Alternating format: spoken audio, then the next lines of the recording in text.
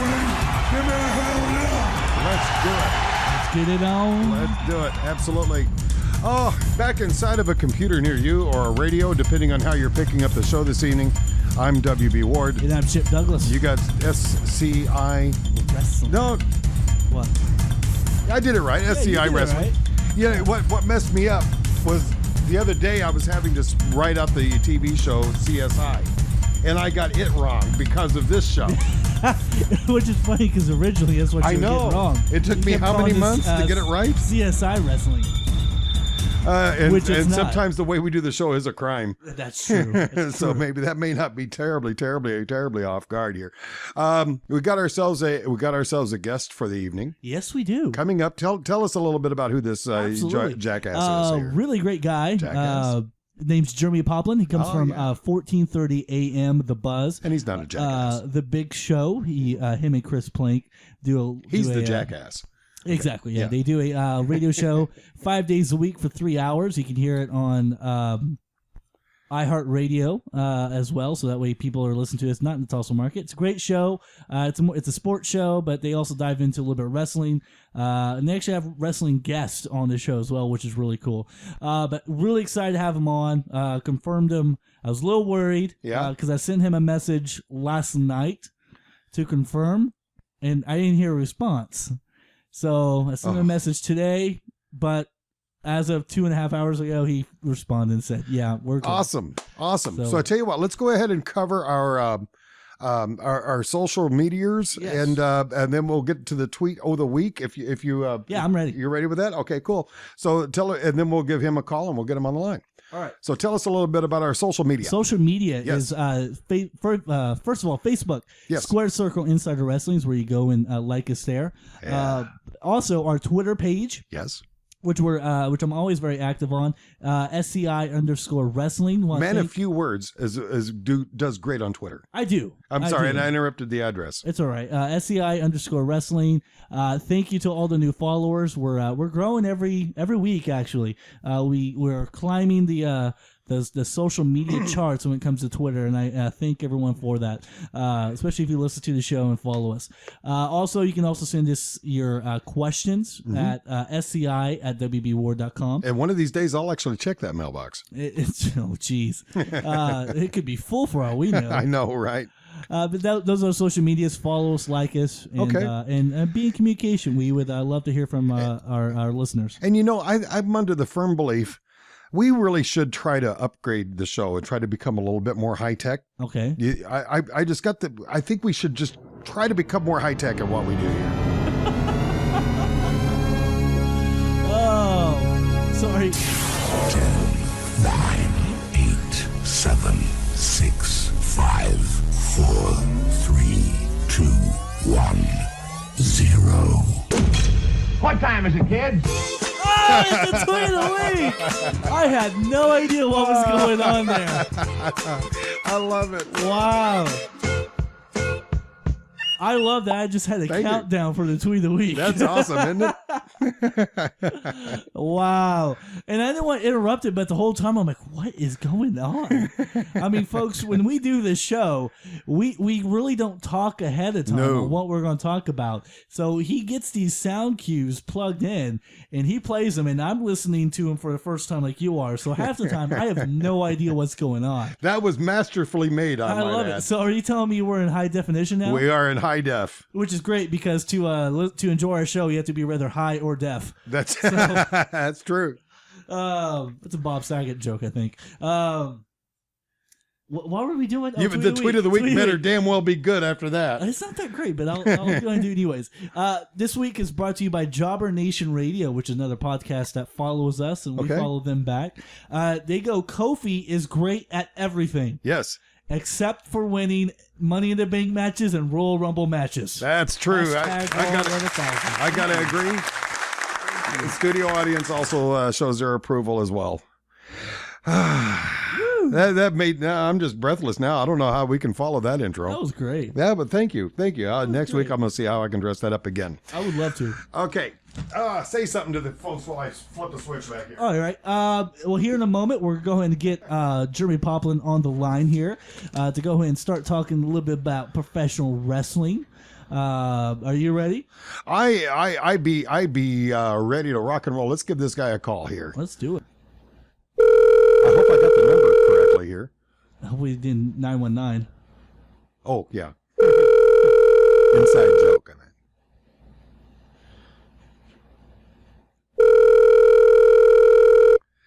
Okay, he better be home.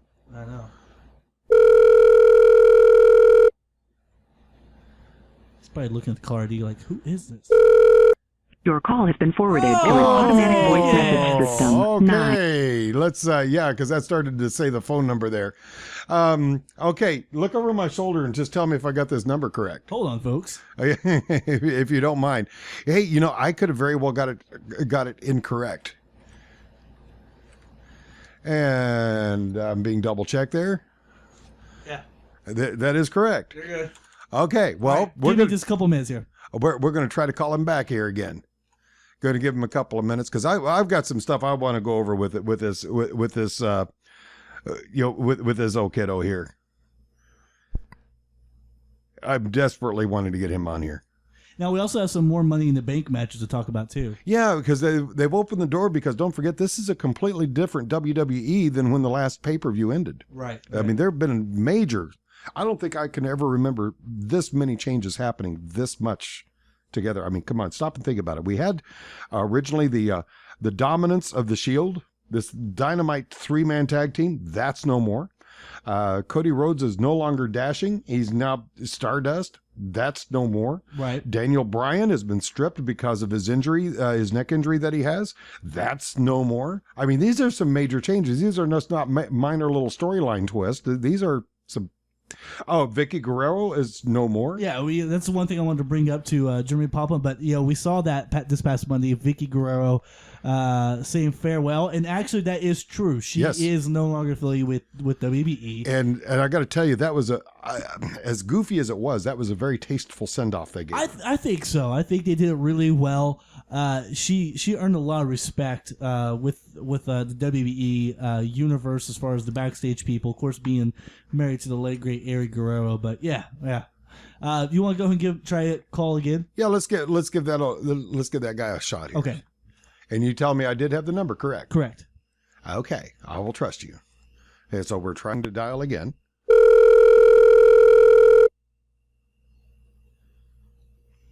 There's one of them. Hello. This here be the awards financial services. May I speak to Jerry? Hey, Jeremy. Yeah. Hey, what's up, man? Had a few of those in my day. I'm trying to do my best. What was that guy's name? I have no idea. The morning show on KMOD. Roy Mercer. I'm trying to do my Roy Mercer call. Is nothing sacred. By the way, Jeremy, I want to wish a very, very happy Trojan Horse Day to you. What? Oh, well, thank you very much. Yeah, today's the what? Well, you've heard the story of the Trojan horse. Okay. Yeah. Well, today's the anniversary of that. What Trojan horse? The Trojan. Well, you know the story. When the Roman soldiers went into the city of Troy, they got inside this wooden. Wooden horse. Yeah, it was in the movie. They went in. Yeah. This is actually the day that was supposedly have happened. How does he? Jeremy, did you know that? I did not know that, but I'm going to go out and I'm going to whittle a toy wooden horse as soon as I get off the phone with you guys. Well, actually, the story to it, even though a lot of it people say it's legend, there's a little bit more truth to it because to this day, when we get wood, we think of Trojans. But that's another story. Jeez. Dude, wait a minute. Was that an entire setup to land that joke? Because if it was, props to you, man. That was a long way to go, wasn't it? Okay. I cannot top that with anything else. Usually I know where you're going, but with that one, I had no clue. No idea you're setting this up. Okay. Well, Jeremy, thank you so much for being back on the show. I know I'm interrupting your World Cup watching time to do this, which I really appreciate. Well, we're done for the day, so all the games are over with, so we're good. All right. I can't get into the watching a sport where I used to go and watch 8-year-old girls play. Really? Well, it's soccer. I mean, Boy, we could spend like 30 minutes on like really get into this argument. I'm pretty passionate about it. Are you? Okay. Yeah, I'm big into it. So yeah, I mean, okay. I'm not the normal soccer fan, but yeah, just this year alone in the World Cup, I mean, it's exciting to watch, exciting to feel the energy, especially if you go out to places and watch it. It's just, you really feel the passion, and go Team America, see what happens. Well, then again, my favorite sports are pro wrestling and Jerry Springer. So what do I know?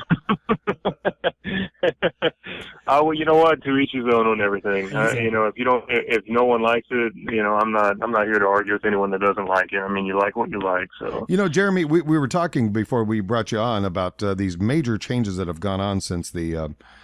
You said just since the last pay-per-view. I mean, there's been some major ones. We mentioned about the Shield is no more. Of course, the championship because of Daniel Bryan's injury, that's up for grabs. He's no longer champion. Vicky Guerrero left. We have Stardust now, yes. Instead of Cody being dashing. So we got some major changes here. What are your feelings on all these things going on? You know, it's almost. Maybe I'm the only one, but it seems like it's a lot to take in all at one time. I mean, yes. am I the only one that feels that way? I mean, it's almost like that. I think part of it was obviously some of it's forced because of injury, right? But I think, and also one of the head writers being let go.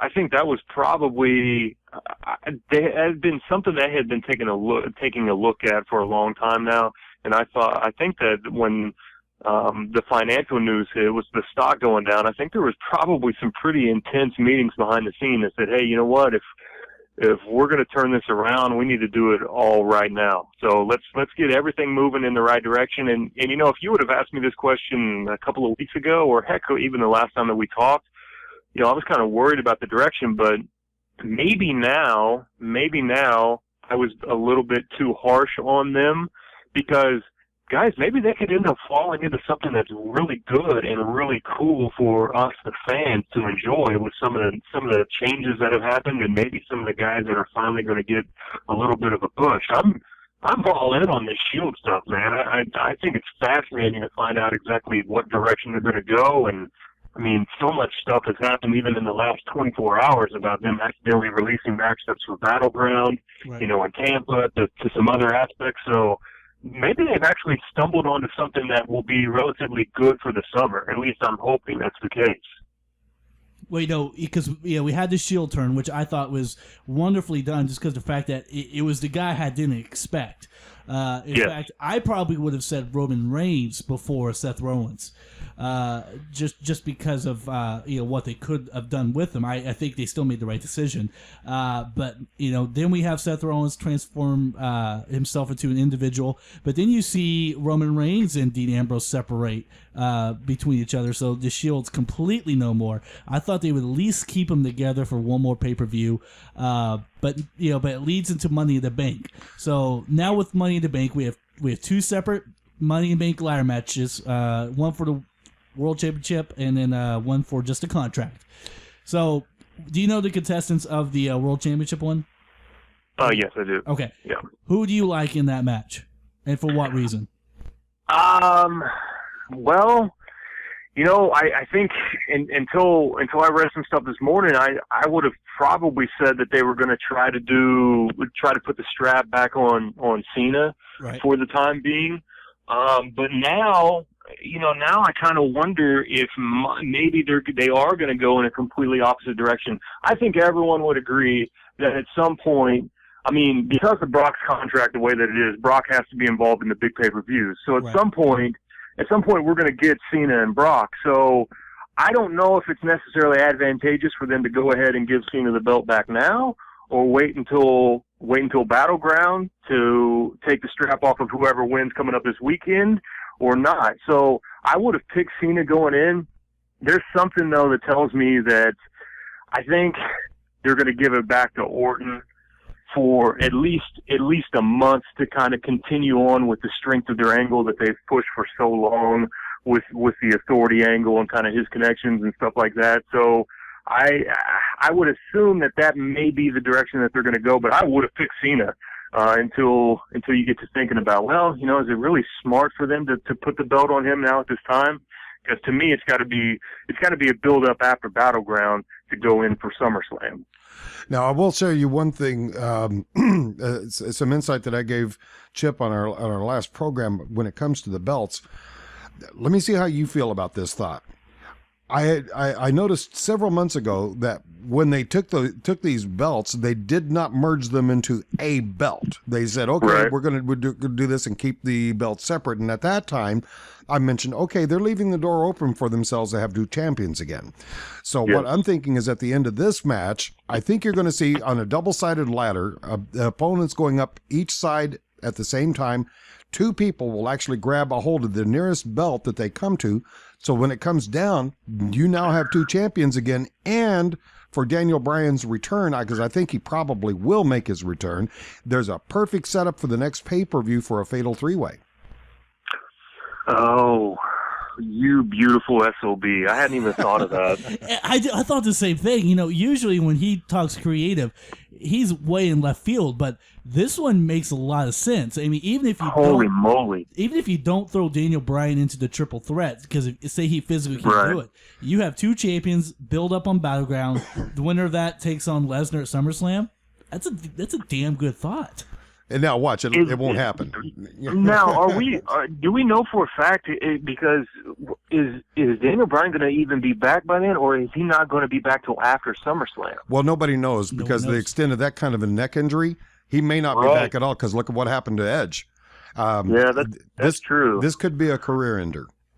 Man, oh my gosh! I have that mental picture of those two guys, or two guys just hanging there at the same time, hanging onto the belt, and someone knocks the ladder out from underneath them. Mm-hmm. Boy, that would be absolutely brilliant. So then you have an entire month of creative going back and forth, or at least the storylines about how the belts weren't supposed to be split up once again. And when we come to the next pay-per-view, that's when there will be the true, uniting of the belts once again. That is really next level thinking, and I'm kind of pissed that I didn't come up with that. That was really good though, because that is a really, really good angle. And then you could have a myriad of different options to go with if you're going to end up playing it like that. Yeah. Yeah, because I would figure Randy Orton or John Cena, because I'm kind of leaning with you on one of those two will probably end up facing Brock Lesnar at SummerSlam, where they turn Orton back to face, which I actually see coming up very soon, or they let John Cena just take on Lesnar at SummerSlam. But man, you could still throw in someone random. I mean, it'd be pretty cool to see someone like Cesaro or Bray Wyatt go up there and grab part of the title. I'm surprised at both of you. And Jeremy, I'm going to throw this question at you first. Both of you, I think, have kind of left the 800-pound gorilla out of the equation here. Why haven't I heard the name Roman Reigns? I was just thinking that Roman Reigns and Randy Orton. Yeah, that's exactly who I was thinking of. I think that's a possibility, but here's why I'm hesitant on that. Is I realize that it's been an incredible build up, and I'm actually happy that they went ahead and they separated all of them, because I think that they pretty much know that Roman Reigns is the next megastar, or has the potential to be the next megastar. But you guys know as well as I do as to how hesitant they are to go ahead as soon as they split a guy up and put him on his own, to go ahead and create him and make him be champion. I think that they still look at it, and it's wrong in my opinion, because I think that once a guy's ready, and I think we would all agree that he's probably ready, that you should go ahead and allow that next process to take place. But there has been hesitancy from them behind the scenes to go ahead and put the strap on those guys like that when they first make their breakthrough like that. So that's the only reason I would love to see it, man. Hey, if that would happen, I'm not complaining one bit. I think it would be, how awesome would it be to see Bray and Roman hanging there both, and one getting one strap? I mean, you talk about just lighting the world on fire.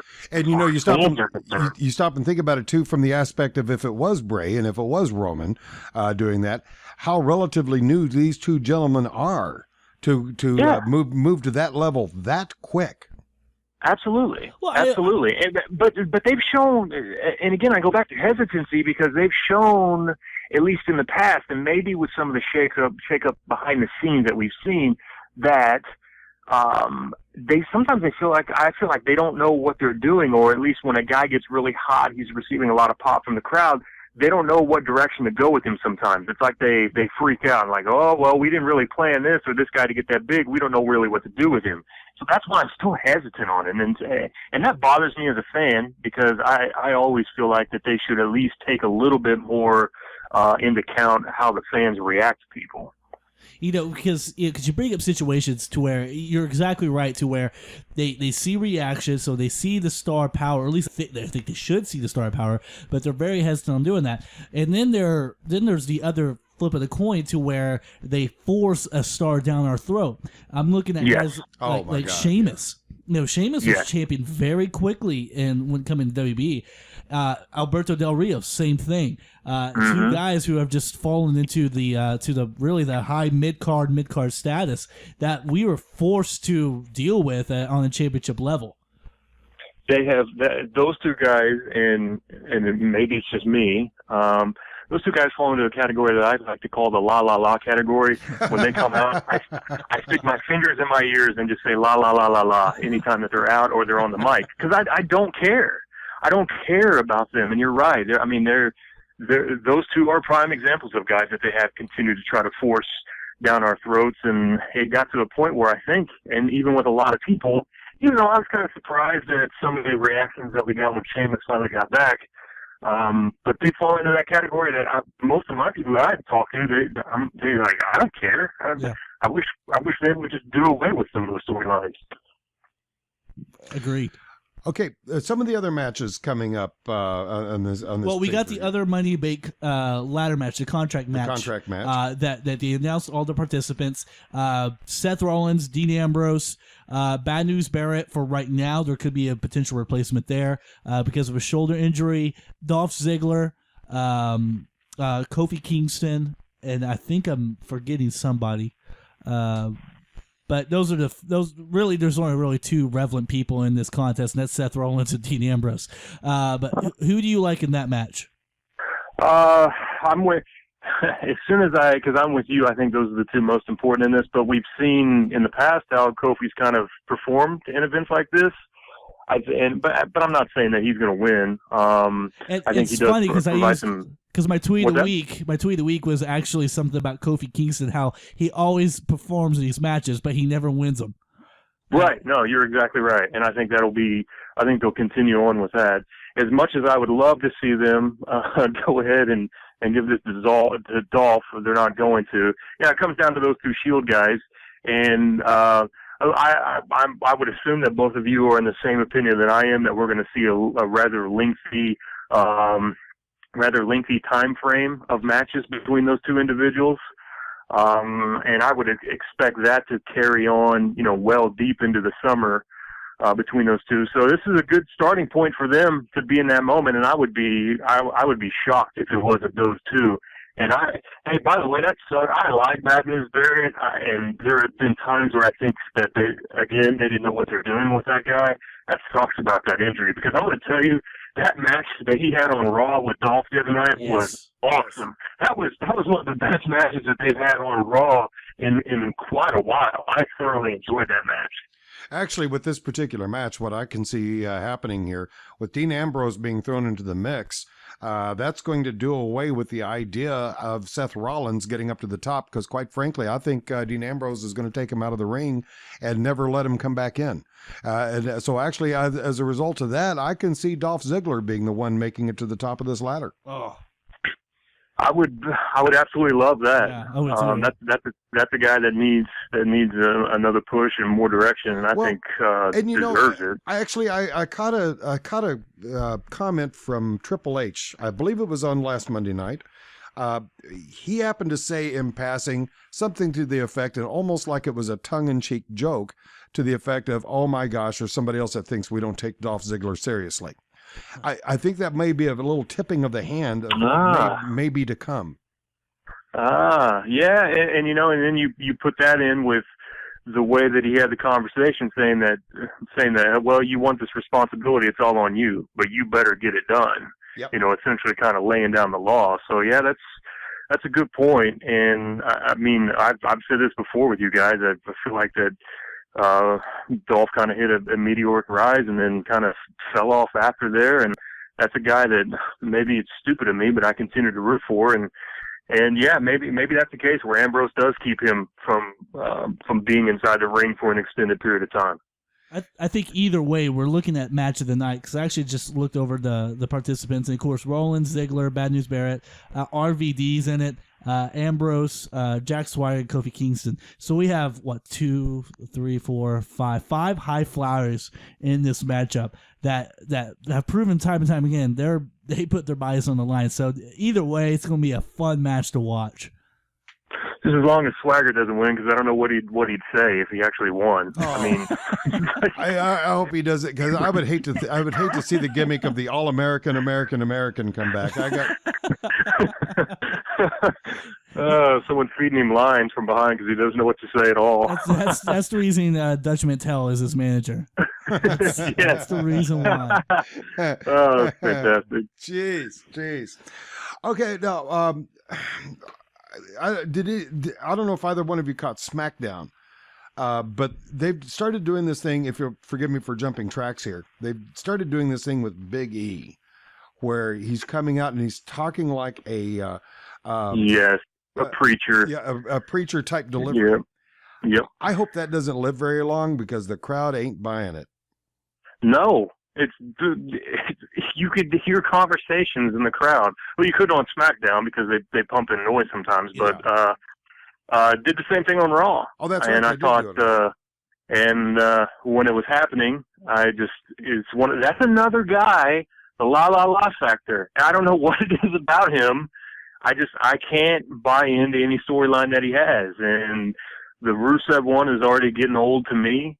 And it was, you could almost see this from a mile away that these were going to be the two guys that were going to end up facing off. But yeah, I'm with you. I hope that dies a quick death and he goes back to being his rather boring self, because I'm still not buying into the Southern preacher angle that they're rolling with this at all. If they're not going to be bringing Mark Henry back, then they ought to at least let Big E take over that role of being like the world's strongest man, give some strongman demonstrations of some kind. Yes. Let him fill those shoes, because those are big shoes to fill anyway, and he could fill those.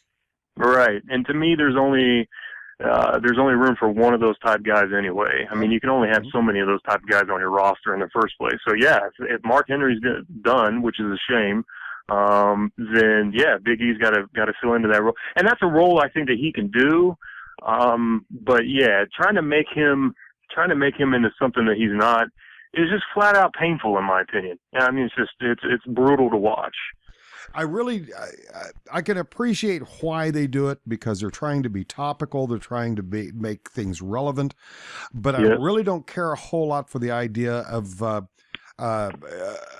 Russia angle, the Russian American conflict angle, because first off, the Russian American conflict is not as strong as other conflicts that are currently going that they could be exploiting, and yet they're taking one that's relatively weak in the headlines and they're trying to force that in. Plus the fact that from a personal level, I'm like almost half Russian, so I'm going, guys, come on. Not only that, but WB, to me, that's too easy. That's like a lazy angle to me, almost. However, I do have to admit, I really got a kick out of the video that they showed of President Obama lifting weights. Yes, that was well done on that. Yes, I enjoyed that. Maybe the one redeeming quality of this entire storyline that they're doing was actually that. It doesn't have the impact that it once did, and it's not going to. And like I said, to me, it's too easy. And it's like, all right, boys, we've done this a number of times. By the way, he's not speaking Russian. What is he speaking? I'm trying to remember the dialect. Bulgarian? It is Bulgarian, yes. Because he's from Bulgaria, right? Yeah, it is not Russian he's speaking. And yet they're hanging their hat on this nail. And there's just a whole lot of things that are misplaced. And I think there are enough things that are misplaced, even though maybe the average person may not know exactly what they are, but they can somehow or another smell the disingenuousness of it. And is that a word? I don't know. It is now. Yeah, but people can kind of pick up on things like that, even though they may not be consciously aware of them. It's just, isn't that a Bulgaria tattoo on his arm? I think so. I haven't really. I think that's a tattoo of Bulgaria. I think, and I did some research on her. She actually spent some time in Russia. She grew up in Russia. Oh, she did. Yeah, she did. No She's from Tampa, but she her dad was, I believe, in the military or did something. But anyway, she grew up most of her life in Russia. So when she first stepped out there, I was like, oh boy, here we go with this again. And then I actually wanted to look because I was like, well, here's a girl that's probably from Kansas that's trying to do a Russian dialect, and but no, she's from Florida, but she did spend some time in Russia at least. So but I do have to admit, I kind of appreciate it whenever she turns around and bends over. I mean, that for me. Who couldn't appreciate that? I mean, absolutely. Moving on, what are the kind of matches we got over there? Of course, you actually just touched on one. Even mean to. Rusev is actually going to face Big E Langston at the pay-per-view. And Big E's going to come out on that. I mean, there's no way they're going to let Russia win that. I actually think Russia's going to win. You think? Yeah, just because the fact that I think they're going to. They're still building up. I think they're going to milk it. Rusev, I think, is going to win. Yeah. Tag teams titles are on the line. Usos versus the Wyatt family. Very intriguing matchups because do you go with the Wyatt family as a newer tag team or do you keep the belts on the hot streak with the Usos all the way to SummerSlam? I think I think this is all of a build up towards SummerSlam. So I think you would keep them with Jimmy and Jay. Boy, I don't know. I had a lot of hope for the tag teams, kind of coming back and making a resurgence. Right. And boy, I don't know. Has it fallen flat to you guys as well? Pretty much. Oh, absolutely. I mean, right now it's the Usos and the Wyatt family. I can't really.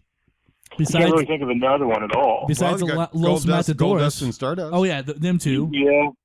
And Ryback and Axel. But I still don't have that tag team satisfaction. You look back in the late 80s, all the way through the 90s, Hart Foundation, Demolition, the Killer Bees. Oh, yeah. Even the Quebecers, which are Head Shrakers. I mean, some legit tag teams. The Rockers. I mean, gosh, I can't believe I forgot them. Who were the Twins? The Twins. Yeah. I don't remember twins. They wore black rimmed glasses. One wore white. The black guy wore white glasses. Are you talking about the Dudleys? Dudleys, yeah. Yeah, that's a little bit later Dudley on. Boys, right. But still, those are situations to where they are established tag teams, and you know that they're a tag team. They're just not two individuals. Hey, let's just put these two together and see if we got gold. And that's what I'm really looking for with the tag team division, and they haven't done it yet, except for the Usos, who they're twin brothers. That's pretty easy. And really Stardust, the Rose Brothers. And it's disappointing because I look at Ryback and his partner, and I'm like, all right, so they didn't know what to do with those two anymore, so they just kind of thrown them together in this mix. And I'm like you. I mean, I go back to the glory days of the tag team titles and all those teams that you just mentioned off, and because there for a while. Completely did away with tag teams, and when they had mentioned, hey, you know what, we're going to try to give this a go again, I thought, all right, finally something we can kind of get back to a little bit here. There's just been no substance to it whatsoever, and no offense to Jimmy and Jay, I don't think that that's their fault or anyone else, but they haven't really developed and won't allow others to come in and develop as a true team. And even when we have in the past, those guys have gone away rather quickly, so I guess, I look at it the way that you kind of do, Chip, just kind of a build up towards SummerSlam because I don't really know what else they can do with the tag team titles, honestly. And even with that, who do they face at SummerSlam? Well, they've left a door open, and I'm hoping they are wise enough to go through this door. You give them too much credit. Well, I know. But last week and even earlier in this show, there's one comment that we've been making that really is not correct, and that's when we say the Shield was broke up. It never really broke up. Yeah. There was really there was no official dissolution of the group of any kind whatsoever. So they've kind of left that door open a little bit, where Dean Ambrose and the big guy with the Superman punch, they can go back at any moment, and the Shield will be there once again. So I think they've got that possibly in a standby mode, and I'm thinking they might have to draw on that if they don't do something different. Or somebody, hopefully someone, they can come up with something from the next level, you know, and pair two guys together, or from the NXT level, and hopefully that's somewhere in the works. Because I mean, so far, I mean, the NXT level has been pretty damn impressive from them so far, I'll have to admit. So maybe that's something down the road that we haven't even seen yet, or they haven't even thought about. I would like to say they have produced some good talent, and then I remember they also produced people like Bo. Yes, they have. Dude, what is that, man? What is that? What, you don't believe? I do find him inspirational because every time he comes on, I'm inspired to change the channel. Yeah. I believe in finding something else that's on at that point in time. Yeah. It's times like that you miss Monday Night Football. Just a weird looking dude in general. I mean, I don't know. I have no idea. Every time he comes out, I'm like, oh boy, here we go again. I don't really know where this is going and what this is going to lead to right now. You ought to YouTube the entrance video for him, though. That is impressive. The YouTube video that they made for Bo Dallas is just, it truly could be used in an inspirational seminar somewhere. I will do that when we get off here. I'm awesome. Intrigued now. Yeah, because any kind of a Zig Ziglar type of presentation, or that guy Ted something or another. Ted Mosby from How I Met Your Mother? No. Of course, you have no idea what I'm talking about, Bill. No. No, not that one. Okay. Gosh, he's a motivational speaker, and I love following him, and I can't think of his name. But any one of those would be a great scenario for that. So yeah, YouTube that. I mean, it is a dynamite, and all the videos that they did for Bo Dallas leading up to this were really quite well done. And he was just a big disappointment when he hit the ring. They forgot to teach him they taught him how to do everything except one thing. What was that? Wrestle. And not be creepy looking. Yeah. Well, of course, his brother's Bray Wyatt, so it kind of fits. That together. is true. Yeah, kind of fits. Together. They do. I wonder if that. Okay, so if this falls flat, is that destined to be? Could he end up being a new member of the family? Well, and when you said that, it just dawned on me that, yeah, maybe they should take him under the wing. Well, because with the Wyatt family, I see one breakout star, and that's Roman Harper. I think that guy has singles competitor written all over him. I mean, the guy he's a Bruiser Brody type character. I think he would do wonderful in the singles competition. So the door is open. I mean, push Harper out. You got a feud. Bring in Bo Dallas to follow his. I think he's an older brother. I don't remember which one's older. But you're exactly right. It's a perfect opportunity. Yeah, that would be interesting down the road to see if that happens and squash this whole I believe concept that's taking place, and what a better faction to do it than those guys. Yeah. And I'm with you. I'm with you on Harper. I think that, and that's a guy like that. And of course, and when we started this whole conversation about potentially them stumbling onto something good because of injuries and everything else, that's one of the guys I look to and think, all right, they could have something really, really good coming very shortly if they just play it smart. Now the big question is, can they play it smart?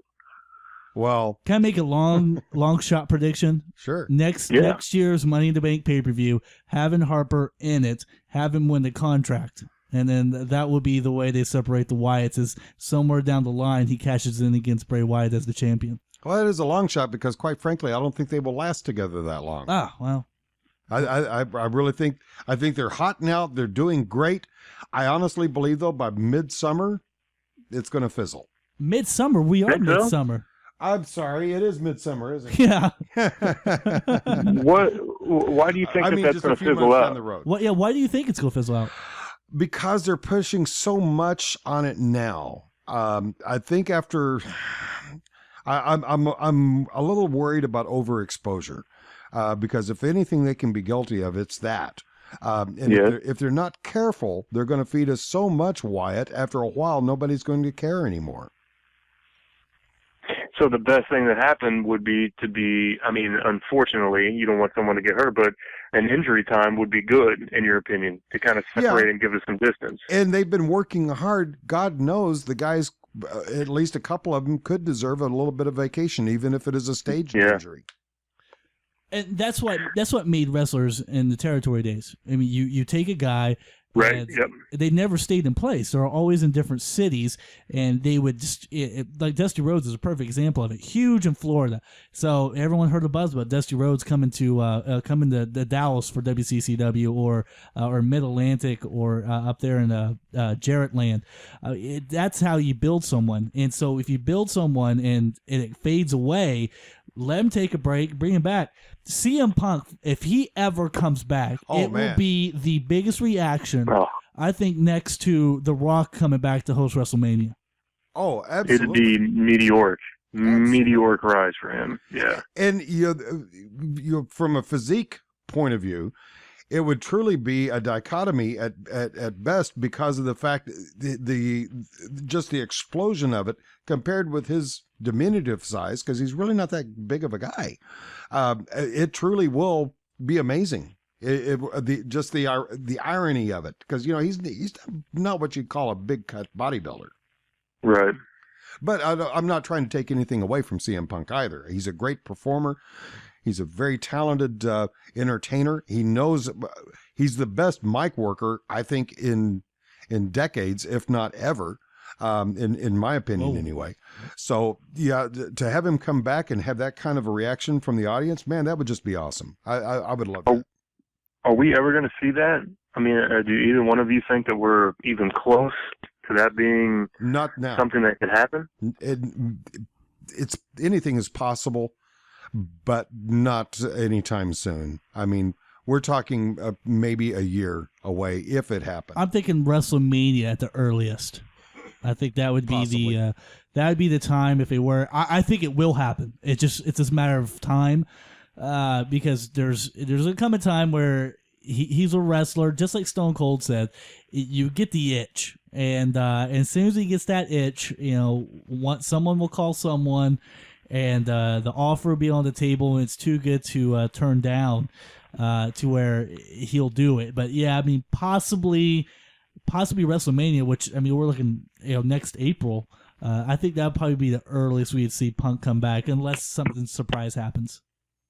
Has he separated himself, or has he pushed himself away? Because you start to read more and more comments from some of the guys in the locker room. I mean, how is that potential return going to go with those guys that are still in the locker room, that look at him and be like, you know what, this guy kind of, maybe some of them may feel like he turned his back on him. Oh, I think I read something where, and I'm trying to look it up right now, to a wrestler said, it's Del Rio. He actually went on record to say CM Punk will be back soon.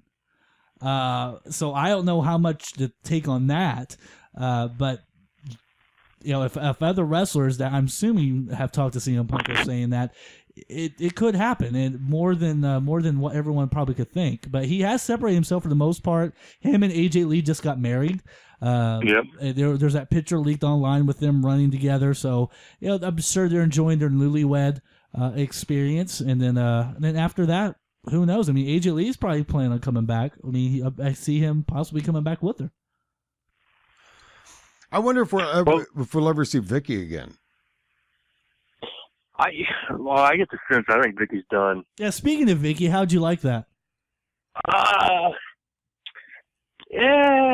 First of all, I have never really been a big fan of hers at all, and I never did buy in, I guess, so to speak, with anything that she ever did.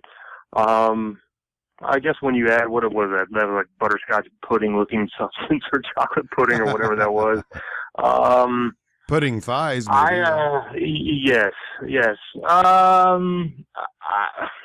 don't know. I thought it was maybe a little bit cheesy with the way they worked out, but it's not like Stephanie's not very good in a role like that. Stephanie's good sometimes with running her mouth on mic, but when it comes to any physical activity or stuff like that, it kind of looks a little bit forced and a little bit faked. But I mean, if that's how it went out, then that's how she went out. I don't know if necessarily her old man looking down would have been, a big fan of that, or looking up, wherever the hell he's at. I don't know if he would have been a big fan of that, but I thought that Vicky had one of the best lines though, of her line about how if there's a name in the business that's more respected than McMahon, it's Guerrero. Yeah. Oh, that one cuts deep. Whoever came up with that one, that's a good ass line. So. Yeah. Must not have been creative. They really took a risk in the way that they handled that by evoking Eddie's name. Because yeah, they did. It was a huge risk, because had the audience responded in a negative way, the whole effect of that would have been ruined. So yes. I have to give Stephanie McMahon kudos here, because she managed to keep the audience on track and right where they needed the audience to be. So yeah, because that's the only way that they were going to get any positivity out of that, is to actually to bring Guerrero. But you're right, it still is a risk. Risky to do that with it, so it is, and having her go out with the Latino Heat theme music too. Oh I yeah, that was very well done. Yeah, I could have done without the visual of her shaking her chest like the Latino Heat did. I could have done without that. I wish you would have. They would have brought the old lowrider back out and let her kind of bounce down to the ring like Eddie used to. Yeah. But you miss out on the point though. Vicky Guerrero is a lowrider. So now I'm not happy with the rumors of her possibly being a Hall of Fame inductee though. Have you heard that? Dude, it's going to happen. You know it will. You know it will. You know it will. They for some, because I'm with you, I had the same guttural reaction as you do. I'm like, yeah, but you know as well as I do that don't make that happen. Yeah. Well, this is, in all honesty, this is the first I'm hearing of that as even being a possibility. Yes, and I'm kind of shocked. It's being talked about having her be in the Hall of Fame class this past year with such names as Randy Savage and Kevin Nash and whoever else they want to induct. But yes. Well, that does give her and Triple H something that they share in common. What's that? Being married to the right people. That's true. Yes. Yes, it does. You want to talk about destroying a Hall of Fame ceremony, though? If you're going to put her in the same class as Randy Savage, yes. I mean, just go ahead and stab a knife in my eye and a fork in my heart, and you can flip flop either one of those if you want to go ahead and just take away every ounce of my childhood to finally see Randy Savage inducted in the Hall of Fame and then have Guerrero in the same class, for crying out loud. Oh, that would be, well, I don't know what popped this thought in my head. I mean, this is so far out of left field. It's not even funny. I don't know if either one of you two remember this manager, but one guy, if he's not in the Hall of Fame, he should be. The only name that I can remember him by was the Wizard. Oh yeah, the old school WWE. Yeah, he days. he managed superstar Billy Graham. Yes, that's. Oh yeah, okay, yeah. I mean, I thought he was dynamite, and I'm hoping to see him inducted one of these days. He's in there. Is he in there? Yeah, he's in there. Oh, he should be. Okay, I missed that. All right, well, it was like decades ago. Proves I'm right. It's true. Late, but right. All right, so as we're winding down here, I want to talk about just some of your previous experience, because I know on your show you've had wrestlers come on the show in the past, and in fact I heard and I was on the road, so I totally missed it. But was DDP on your show this past week? Yeah. Yeah, we had Really? DDP on this last week. Yeah, Awesome. DDP is awesome. We've actually had him on twice. Really? And every time we have him on, he's always like, hey brother, call me in a month. And we ultimately never end up calling him in a month. But I'm going to follow through this time through the summer. I'm going to try to make sure we have him on 2 or 3 times. Tell him you know of a struggling young podcast that would love to have him on as a guest. I'm telling you. Well, we get his PR people reach out to us all the time. Really? Trying to get him on. Here's what's funny about it though, is like the first time that, because I get all sorts of emails trying to push any type of guest that they can. I mean, if you essentially wrote a book about, I don't know, building hummingbird feeders, I've probably received your PR request to be on the show. So I get one day from DDP, and I'm like, holy, yes, I'm all in. So I send him our call letters, and our call letters happen to be KTBZ AM. Well, I never put the AM, I just put KTBZ. Well, there's a KTBZ FM, which is a huge FM station in Houston, which puts on like BuzzFest and everything else. So DDP originally came on the show under the guy said he was coming on in Houston, and they're like, "Oh yeah, we can't wait to be on in a big market in Houston and spread the word about DDP Yoga." So, but I already had him booked. I'm like, I'm not saying anything. I'm bringing DDP on, man. I'm not saying anything at all. So, and we brought him on. There's nothing wrong with being on in the Tulsa market. No, not at all. So we brought him on. He was great. And the first time that we had him on, we tried to steer it more towards the wrestling angle. But at that time, it was all about, this is when DDP Yoga was first coming out. So you could really tell that he was on the promo train, man. He's like, hey, got to get the word out. Want to make sure we stick. He didn't tell me this, but it was just in the way that he answered questions.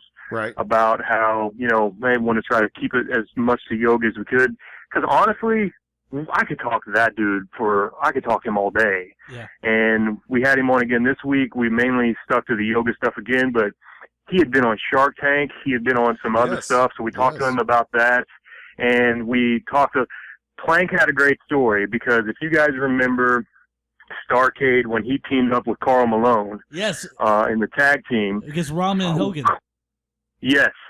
Karl Malone was actually in Tulsa after that happened because he was the recipient of the IBO Award. Really? So that was one of Plank's first things to go cover when he got hired was the IBO Awards. So in the middle of all the reporters that were asking him questions about the IBO Award and everything else, Plank actually asked him a question about how cool it was to team up with Diamond Dallas Page and wrestle in WCW. And Karl Malone freaked out and was like, holy crap, you watched?